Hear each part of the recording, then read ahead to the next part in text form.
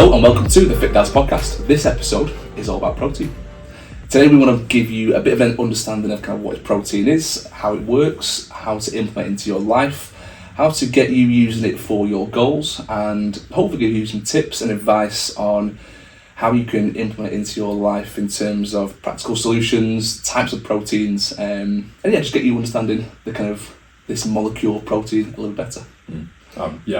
Personally, it's the number one thing that I get asked when it comes to working with clients, and they sort of say I'm struggling to hit my protein target, especially when they start lifting weights a little bit more. So hopefully today we are going to cover that in terms of how it can really benefit health, muscle gain, fat loss, everything really. Yeah, so. Absolutely. And there's a huge hype around protein right now, isn't there? You go into most supermarkets, there's protein variations of everything nowadays. So how much you need, whether it's worth it, and its actual kind of impact on your physique is something we want to cover today. Cool. Where do you want to start today, Brad? I'm going to probably go with the origins of the word protein, which is a very geeky way to start it off. Absolutely. But the word protein comes from the Latin word protos, which means primary. Great. So that's what we try and encourage our clients to do. We try and make it a priority, purely because it is building blocks of muscle, and we know the benefits of muscle when it comes from weight training, having those initial building blocks to, like you said, build, shape, sculpt your physique. That's ultimately what people desire when they come and train with us. Yeah. Well, we've got three, probably worth, even though it's an episode about protein, let's cover, all three to start with. So we've got, the three macronutrients, which is proteins, fats and carbs. Our bodies essentially need two of those to survive, fats and protein. We don't need carbs to survive, we can survive without them. But I do think that protein is one of those that's just, if you're going to have anything, protein is the main thing. Protein generally isn't used by the body as energy if you are having fats and carbs.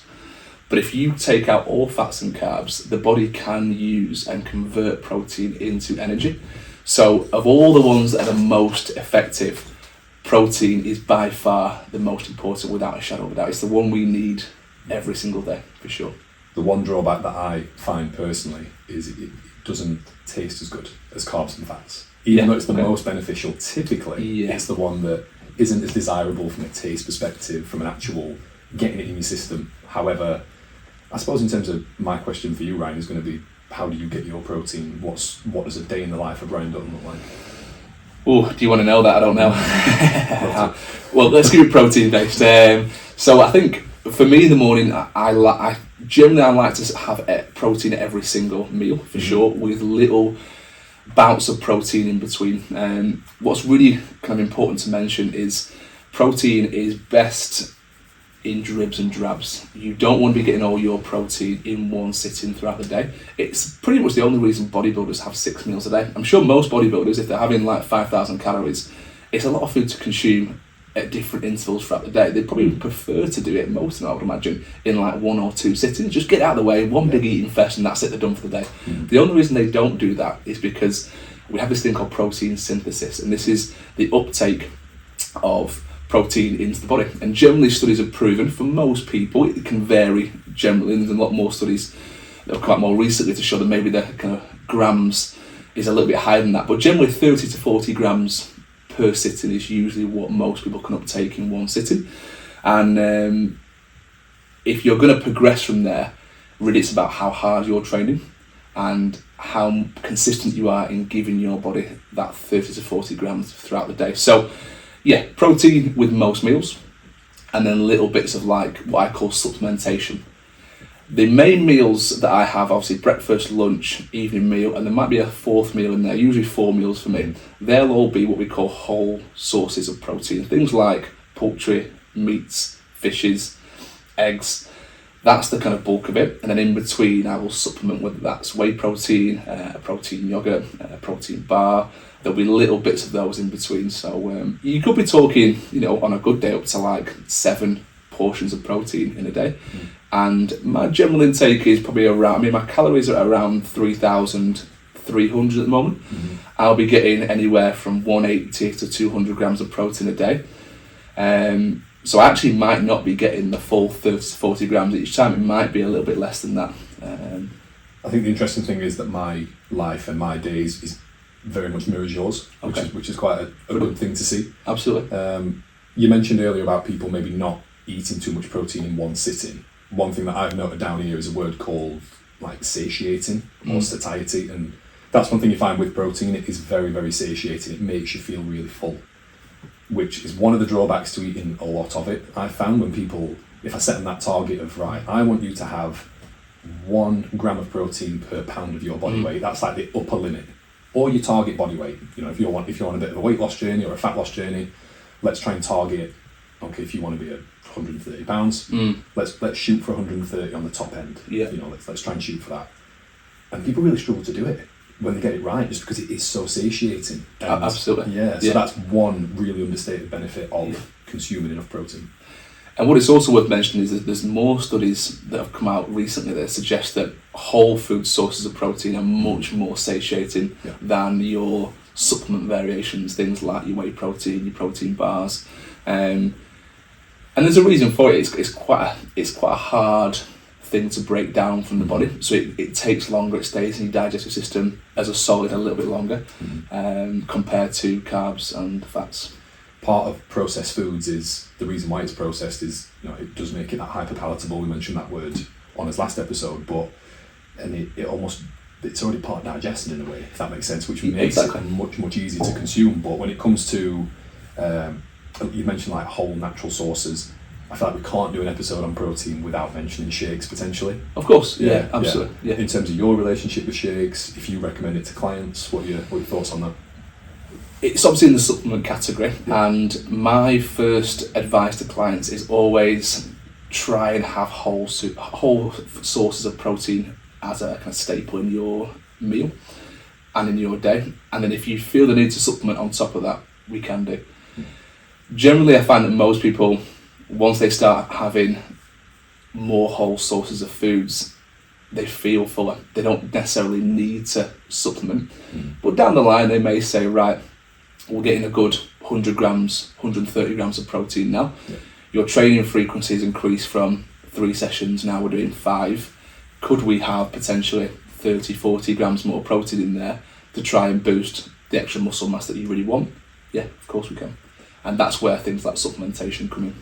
I think one of my key benefits to actually having something like a shake is it's convenient as well. It's so convenient. So for someone who maybe, they're behind a wheel quite a lot, or they're at a desk and like they've got a big deadline to do, it's much better in my opinion to have it than not in that sort of circumstance. So it is a tool, not something to be relied upon, and that for me is something to really highlight about the word supplementation and what it means. And it is to supplement a whole natural diet as much as possible. Absolutely. And let's just clarify what is in the supplement category. It's things like your whey protein powder, any type of protein powder, protein yogurts, protein bars. I've got a few other things written down here. So, I mean, you go into Aldi now, but Aldi's on a really big push for this. Everyone's mentioning some of the different variations of stuff that they do, from pancakes to mousses. I saw high protein nuts in there. I'm not sure how they're making nuts high protein, but they've got them in there. So there is, like I said, a big hype and a big push around protein. It's just making sure that you know how much you need. So generally for clients, how would you work out what they need specifically? I think with the science of it, the actual numbers are 1.6 to 2.2 grams per kilo of body weight. But for me, that's quite complex for someone to work out. Absolutely. So to almost break it down even simpler and say 1 gram of protein per pound of body weight. That's such a 1-to-1 ratio, or target body weight. So say, for example, I might weigh 180 pounds. I'm going to try and shoot for 180 grams of protein a day. Like for me, anyone listening to that, if you know your body weight in pounds, you can work that out. If I wanted to be 160 pounds, which I don't, by the way, if I did, I know that my top end's maybe 160 pounds, 160 grams of protein, if I wanted to be that sort of target body weight. My general targets are probably a little bit more open, only slightly, so I tend to go for like 1.5 to 2.5 grams per kilo of body weight.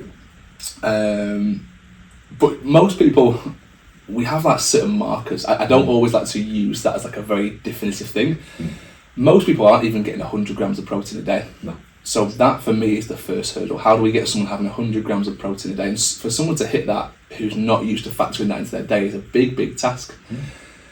And then once they get 100 grams, generally they're thinking a lot more about protein in every single meal and how they're, you know, factoring it into their day. Then we can start to build from that and say, right, is there a way we can get 130 now? That jump from 100 to 130 is usually a lot easier than getting from like 60, 70 grams to 100 grams.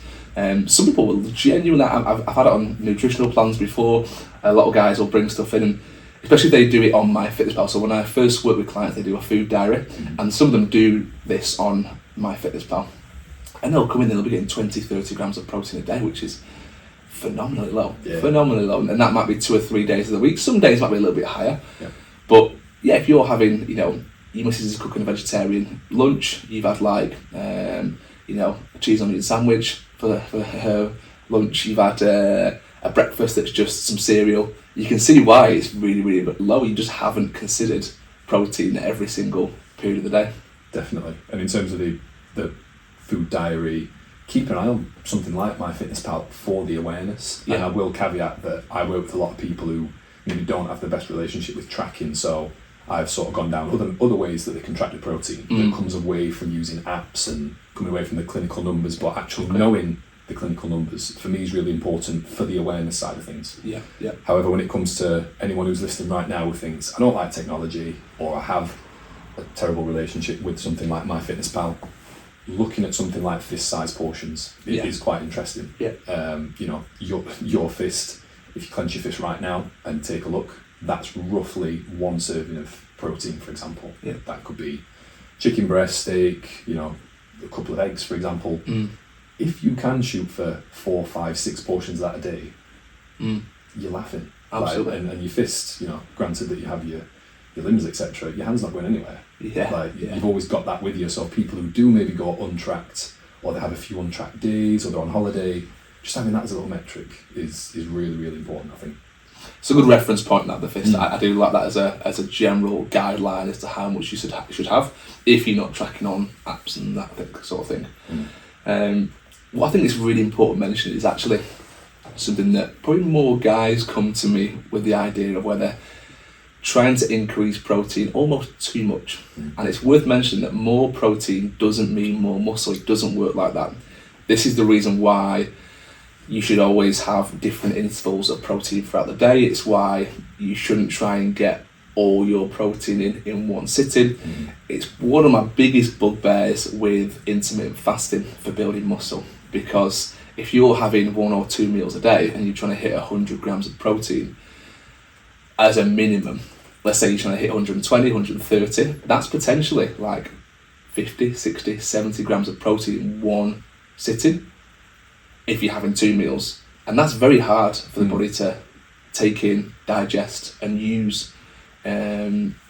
So generally intermittent fasting and building muscle don't really go hand in hand, if I'm being totally honest. I get why it works with certain schedules and it's convenient for people, and if it is, you know, helping you to lose weight, if that is your main goal, fantastic. But think of protein as like protein is the building molecule.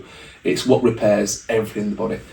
And you have to bear that in mind when it comes to your intervals of protein and how much you're having at each interval. So spreading it out for sure. I'm the son of a bricklayer, and he was very adamant about building solid foundations, rightfully so. And I do think protein is such a solid foundation for people to work towards. If your protein is low and you're still trying to, you know, chase whatever goal you're after, whether that's muscle building, whether that's fat loss, and your foundations are wobbly, you're going to build up to a certain point, but your foundations are always wobbly. You can always stabilise those foundations a little bit more. Absolutely, agreed. Now, I think when it comes to building muscle, I suppose the benefits of muscle for you, like why should people build muscle? Because there will be people listening who think, I don't want to be muscle bound. Like, yeah, for sure. No, I totally get that. Yeah. I think not everyone wants to be your competitive bodybuilder, your strong man. Not everyone wants to look jacked. People just want to look toned and shaped. And we use this word toned, don't we? Yeah. But actually, what we really mean is building a small amount of muscle. That's essentially what it is. And you say building muscle to some people and they go, oh no, I don't want to look like Arnold Schwarzenegger. But actually, if you want to get toned and you want to have a little bit of shape, well, you are technically still building muscle. There's no way around that. It's just a fancier, more palatable term we use, toning. So if you want any kind of shape in any area of the body, whether it's, you know, bums for girls, legs, stomachs, whether it's biceps, chest, back for guys, you need to be able to build muscle. And let's just not think about it from an aesthetic point of view, but let's think about it from a health point of view. Like, muscle is really good for holding the body in terms of posture, in terms of structure, helping every function in the body be more efficient. Like, it's a natural thing that our bodies need, and if you're low on muscle mass, your body's not efficient in anything that it does. And you know, especially when you're training, things aren't going to feel good if you haven't got an adequate amount of muscle. So that's hopefully my selling point for muscle right there. Yeah, and I'll echo that. Muscle's what's known as metabolically active, which means it's quite expensive from a calorie point of view to have on your frame. So for anyone watching on YouTube, there's a reason Ryan can eat 3,000 calories a day and look the way that he does, because he has that muscle mass. Yeah. And I think that's really important to state. So if people do love food, if they want that freedom to almost live in this modern society where things are hyper-palatable, you know, and not be in this chronic maybe restriction mentality or constantly on low calories, having muscle mass does allow you to do that. 100%. And that's my big selling point for actually trying to build muscle. It will allow you to basically get more calories and warrant more calories. It's something that it is really, really important when it comes to building a good, strong, dense physique. And you know, everyone would love to have the 3,000 calories a day, but have you got the physique to match that? I'm pretty sure. I'm with you. And a lot of the sources in terms of protein that we mentioned so far, you know, they are animal sources. They are not so much plant-based sources. Personally, I do work with a lot of vegans, and this is something I sort of wanted to shoehorn in there, because there are plenty of vegan alternatives, there's plenty of vegetarian alternatives. For people that have got high protein stuff, two game-changing things that I've found for my clients who are vegan, there's something called texture of veg protein, which is basically unfattened soy. Okay. So the genuine macro profile, this is crazy. Right. It's like 100 grams of this TVP, 50 grams of protein. Interesting. I've come across these soya chunks. I've had obviously a lot of vegan and vegetarian clients over the years, and soya chunks is something that we've incorporated into their nutritional plans, and that's been very similar. The protein content is very dense. Like per 100 grams, it can be, you know, as high as chicken breast and things like that sometimes. I think that's quite a good way to view certain foods or meals. Just have a look. Like if you imagine your meal as on a plate in front of you, if that was a pie chart, what percentage of that is protein, what percentage of that is carbs? If you can almost look at that and think about how much protein's on that plate, and almost review what's in front of you, just as a bit of a screening question before you even eat, I really like that as a bit of a stopgap for people to get used to. Absolutely, yeah, great bit of advice there. What's been your, I guess it's obviously worth mentioning, when you've worked with vegetarians and vegans, have you ever found that they felt it harder to build muscle?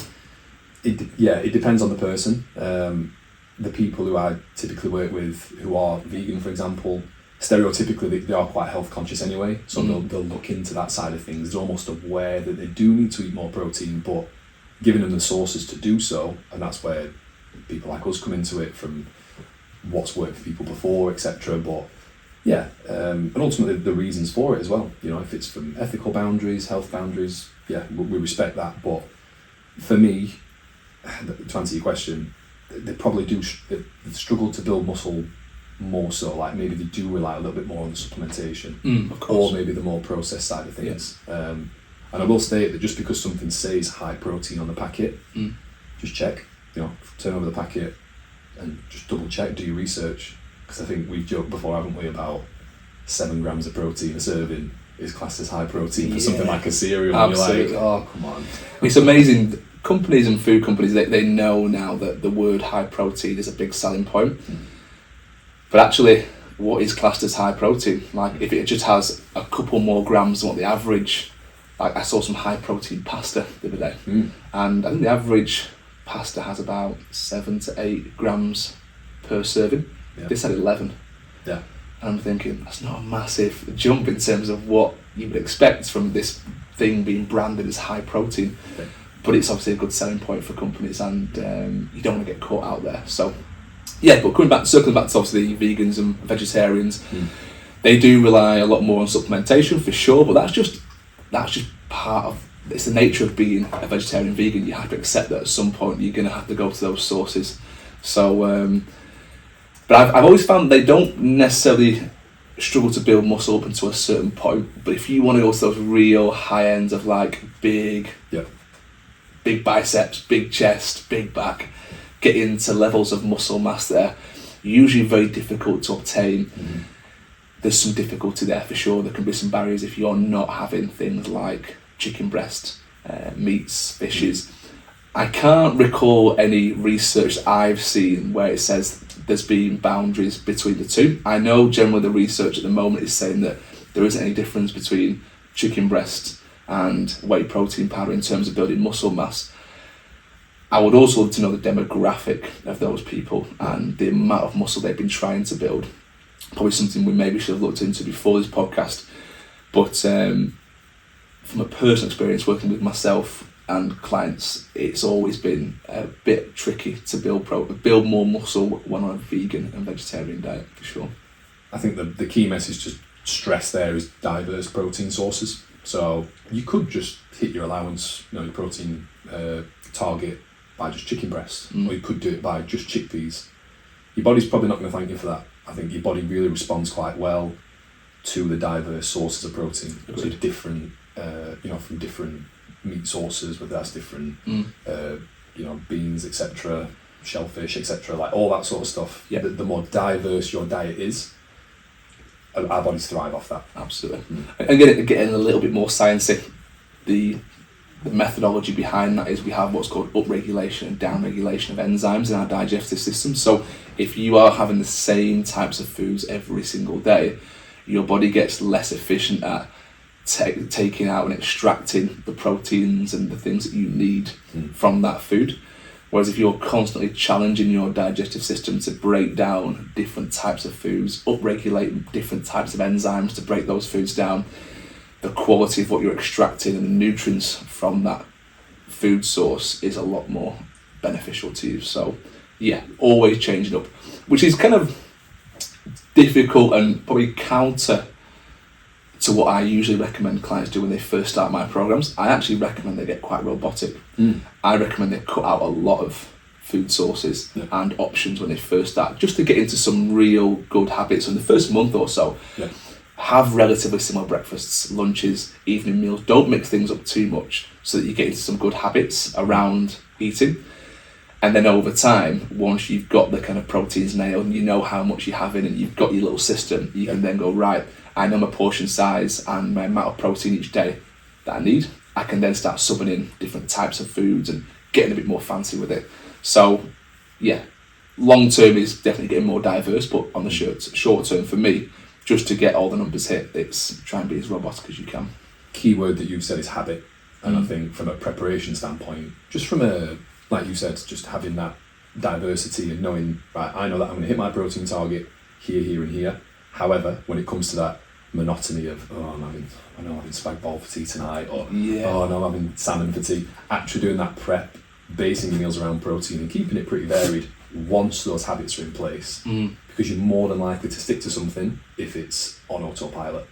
And I really like that from capitalise on someone's motivation levels. Like the first month, from my experience, people signing up to a coaching program, they're really motivated. Let's hit the ground running and let's get the biggest bang for your buck in terms of progress. And protein is definitely there.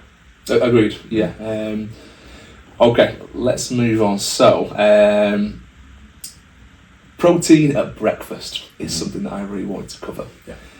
This is probably the one meal of the day where people don't actually think about protein. It's massively overlooked, I think. And actually, the body is probably the most important time of the day, I think, that you consume protein, aside from maybe around the workout, which we'll probably get onto in a second. Because once you've woken up from sleep and you've been basically doing nothing for 7 to 8 hours, you've spent the longest period of the day not consuming protein. And if we're looking at that thing of, yes, we want to give regular intervals of protein throughout the day and as frequently as possible, the worst thing you can do is spend 7 or 8 hours not consuming protein whilst you're asleep, and then delay that process until lunchtime and go even further without feeding those muscles the building molecule that they need. So protein in the morning is massively important, and it's imperative for growth that you incorporate protein into your breakfast. Yeah, I fully agree. And I think it's I always look for dead time or time gaps or any sort of potential lull in someone's day where we can say, can we actually fill that time with a good bit of protein? Can we maximise that time? Because otherwise you fall foul to the satiating benefits of protein in a way, because you're trying to eat quite a lot of it in such a condensed period of time. I've wrote down here the mixed grill analogy, right? Which any time I've ever been for a mixed grill, there's a lot of protein in there. And I don't want to do much after that. For the average person, I love a mixed grill. My favourite meal out is definitely Brazilian. You go to a Brazilian steakhouse and they've just got meats just circling. Yeah. And there's a reason they call it the meat sweats. It's because your body knows that it's consuming a lot of very dense foods. It's like, right, give us a little bit of a break here. In terms of protein sources in the morning, it's a tricky one because again, it's palatable. What is chicken breast in the morning, steak, like salmon? Maybe smoked salmon is a little bit more palatable, but actually those things that you would normally opt for in other meals of the day aren't always acceptable. Not physically, but socially. 100%. And full disclosure, I've out for 18 months straight, I think I might have told you this before, I had steak every single morning for breakfast. That's incredible. Because I just wanted to get my protein in early doors.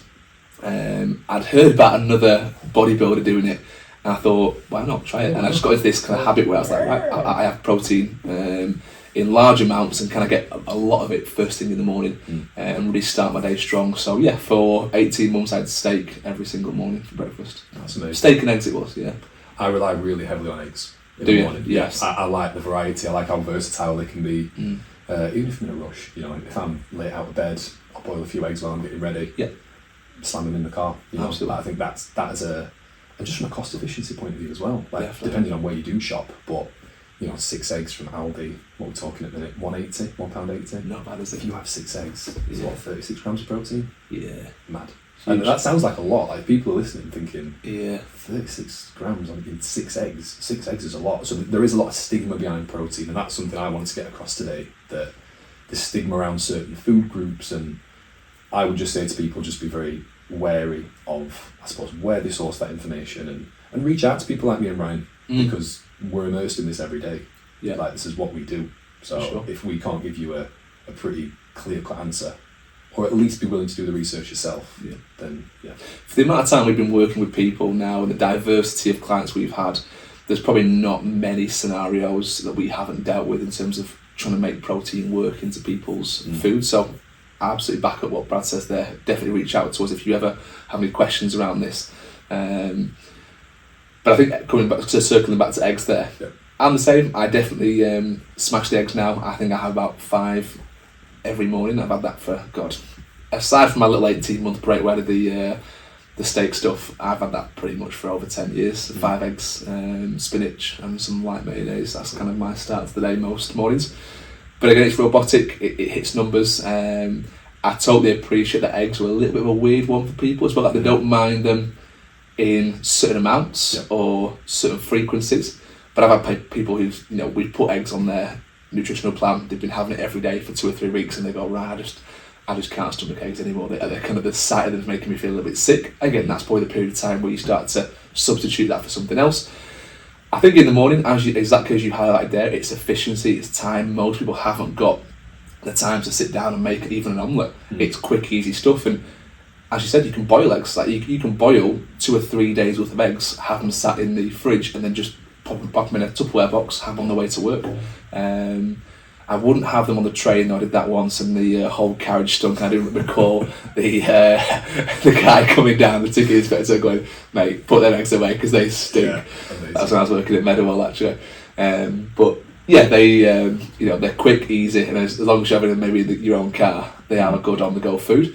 But other on-the-go foods that I really like, I think nuts generally are okay, and they come with a bit of baggage in terms of fats, but they can be quite high protein. I'm not at all against having more of the supplementation sides of protein sources as opposed to the whole food sources. Things like a protein shake in the morning, things like protein yogurts in the morning. Probably not a protein bar, maybe a little bit high in sugar for me, although some of them aren't too bad nowadays.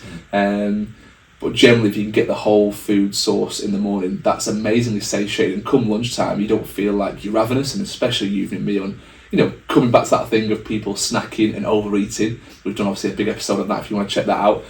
The snacking thing can be hugely curbed if you have a good satiating breakfast. What an amazing start to the day that is, if that source of protein as well is really satiating. 100%. And for someone who maybe does struggle with like if we said the word eggs and people are thinking, I can have eggs a little bit, but maybe not all the time. Look at something else you can cycle in. For me personally, I really like just flipping it between I'll have eggs in any sort of form, a bit of sourdough, smoked salmon, etc.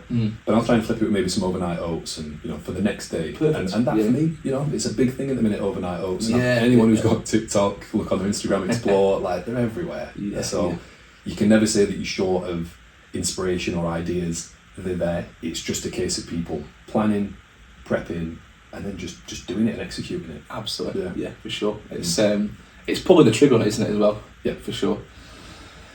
Anything else you wanted to cover on the protein episode? Lift weights. Yeah. Lift weights, yeah. Lift weights. Well, it kind of goes without saying, if you want to build muscle, the protein content is one side of it, but lifting weights is an essential part of it. And I've made a little note here that just says, are you actually trained frequently and rigorously enough to warrant the amount of protein that you consume?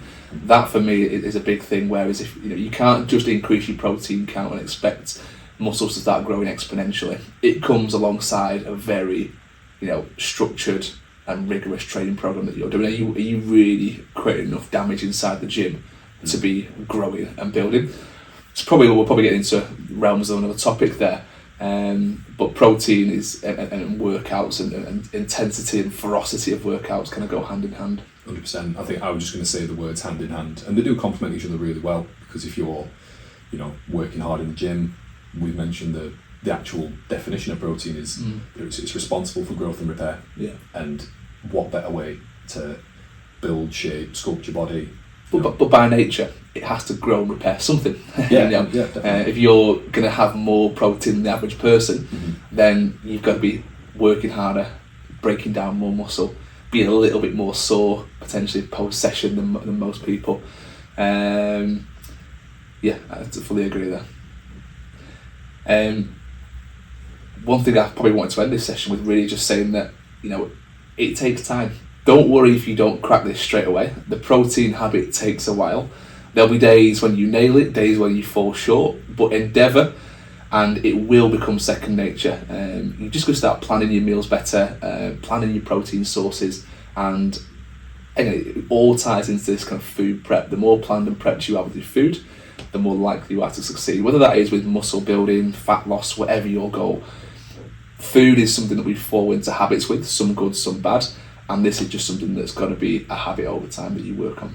Fully agree. If you can make protein a priority, you're in a good place. Absolutely. Good end. Guys, thank you for joining us on the Fit Dads podcast. We'll see you on the next one. See you soon.